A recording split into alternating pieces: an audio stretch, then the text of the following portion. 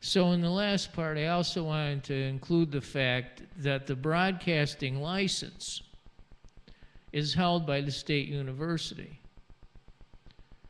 So my ability to broadcast is by virtue of that license. So my privilege by license is conferred to me by virtue of the state license.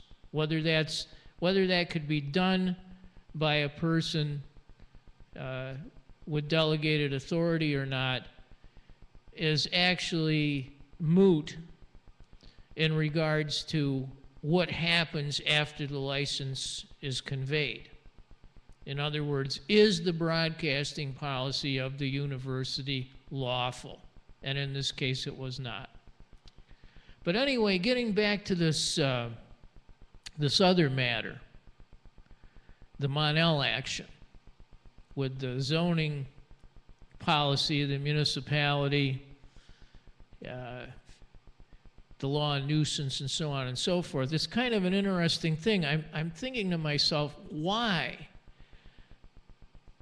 Why is there such a concerted effort by a municipality, by a state Supreme Court judge, by the 3rd Department Appellate Division, by the 2nd Circuit Court of Appeals, by the U.S. Supreme Court? Why are they so intent to have this precedent where a municipality can intervene and defend a private use of land that is if not a prima facie nuisance, it is an apparent nuisance. And it's something under New York state law that only a jury could decide, because a nuisance is largely a factual matter.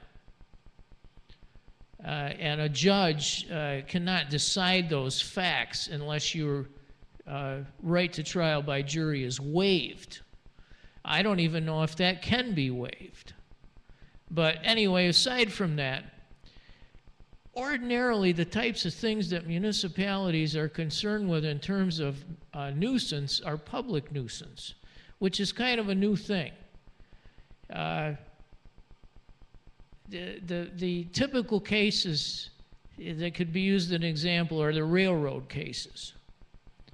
A railroad decides, well, we want to build this railroad and we want to lay the bed, and the engineers tell us, you know, it has to be done this way and this is the best place for it. Unfortunately, there's a whole slew of houses in here,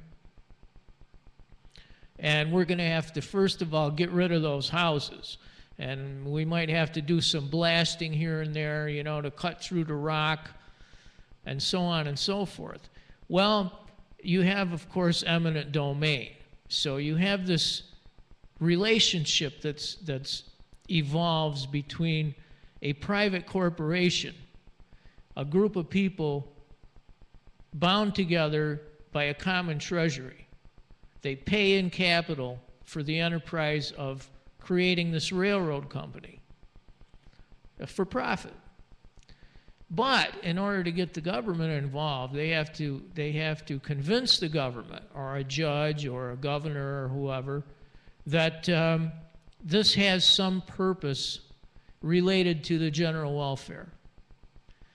In other words, the railroad is made to be profitable. However, it's going to allow the community to bring things in that the community needs in an efficient and effectual manner, but also send out finished products.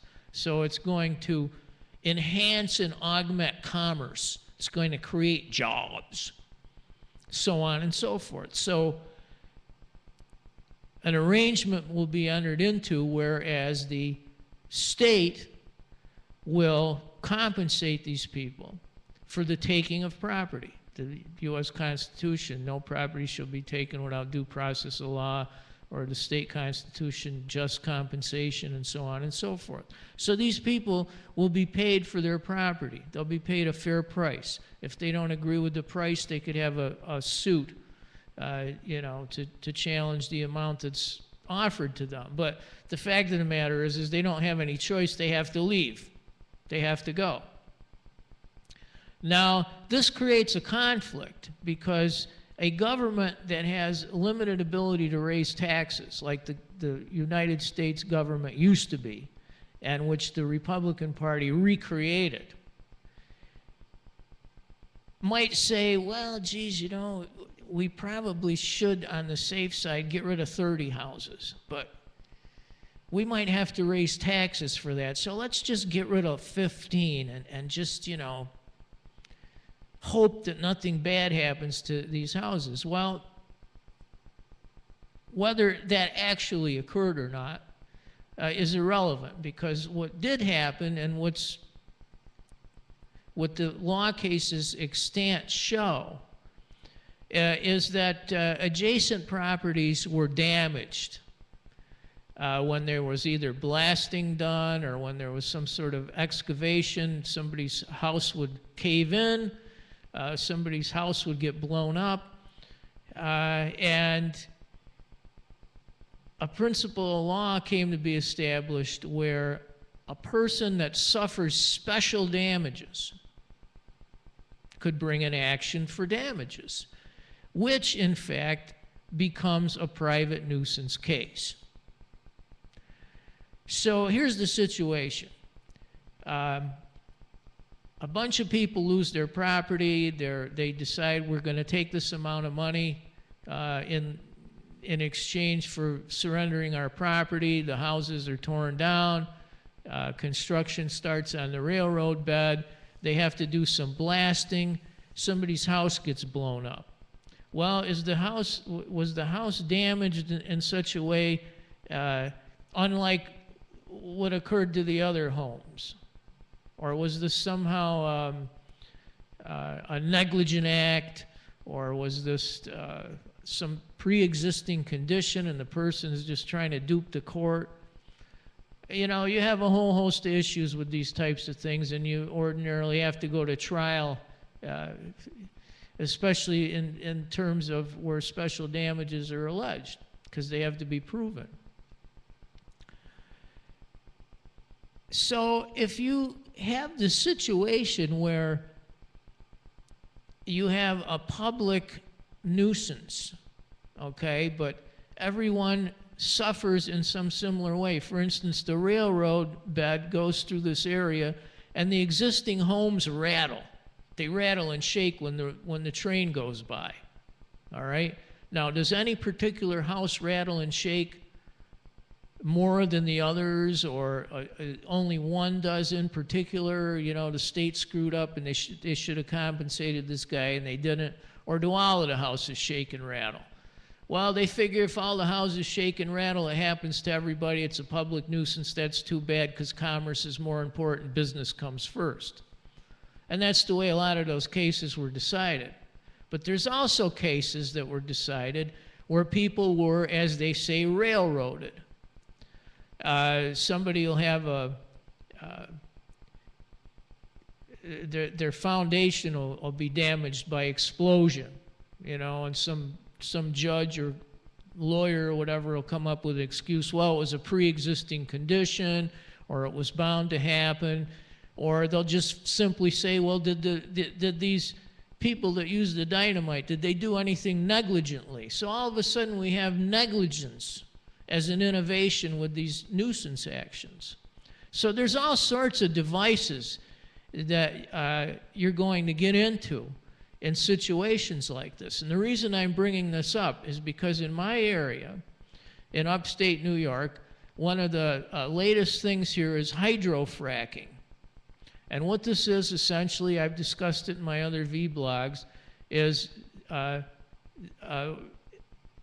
vertical and then horizontal drilling. So, you know, if they dig enough of these holes, you have a situation like you had not too long ago in Scranton, where the land was all honeycombed from coal mines. And you'd had cave-ins. The streets would cave in, or somebody's house would cave in, or whatever. And you'd have this lawsuits and so on, you know, and people would lose their property, they'd lose their homes, whether they were compensated or not.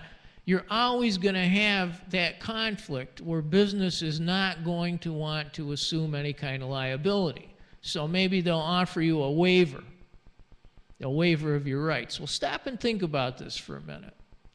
If all of this hydrofracking is as safe as they claim it to be, it's safe for the environment, it's safe for water, it's safe for land, and so and everything else, why don't they assume 100% liability if anything goes wrong? It's so safe. Because you see, here's the thing, it's not. It's not. Because they would assume liability. They would guarantee it. And they don't do that. I don't think they do it. But even if they do, you're still going to be in these situations where it might be challenged. You know, this happened, we're not responsible for it, or something. Or one of these excuses are made in these, with the existing precedents from the railroad cases. You're going to get railroaded. But now with this other precedent here, for instance, if a municipality or a state, the state, which is what you have in the case of railroads, the state comes up and says, this is going to happen. This is what we're going to do. This is the business arrangement we made with businesses, okay? Then essentially what they could say, if they allow this type of precedent to stand, like in my case, is they could arguably say that the state has the right to impose this condition, because this is in a sense what the municipality did. When I tried to, when the judge told me, he says, well, you know, the only thing you could do is you could bring a private nuisance action, but you can't in any shape, way, manner, or form argue any aspect of the case that has anything to do with the village whatsoever, even though the property is in a single-family residential district by virtue of the village zoning ordinance, even though the use only exists because of the interpretation of the village zoning ordinance. To hell with the strict construction doctrine. These are Republicans. They don't believe in that stuff. You know, the same exact thing could happen to you in the case of hydrofracking. You're gambling away your property, because if you lose your property and they hit you with one of these precedents, or they pull these tricks on you and you get railroaded, you're going to lose your property. You're going to lose your riparian rights or whatever other sorts of rights that you have. So unless you're certain that you're going to make more than your property's worth, it's not worth you going ahead with it. And if everybody decides against these things, then you don't have to worry about anything. But the thing to keep in mind with this hydrofracking is how this is going to affect adjacent property, and what that status is going to be under the law. Whether that could be considered a public nuisance, or whether it only is going to appertain to one person's property and ends up being a private nuisance. They're very important considerations to keep in mind. And these are the things that you have to watch with these guys, because the courts are jam-packed full with conservatives. After, I don't know, 30-some years of Ronald Reagan and then the Bush royal family, you know, and Clinton wasn't exactly what I would call a liberal, even though the press and everyone seems to think that he is. He's a white guy from down south. That's why everybody liked him so much. That's why he's so popular. So to me, in my view, we've been under fascist dictatorship since Jimmy Carter assumed the presidency. Actually, since Richard Nixon won the election from George McGovern. The situation in this country has not improved. It's continuing downward in terms of the right of people, commensurate with the rights of business.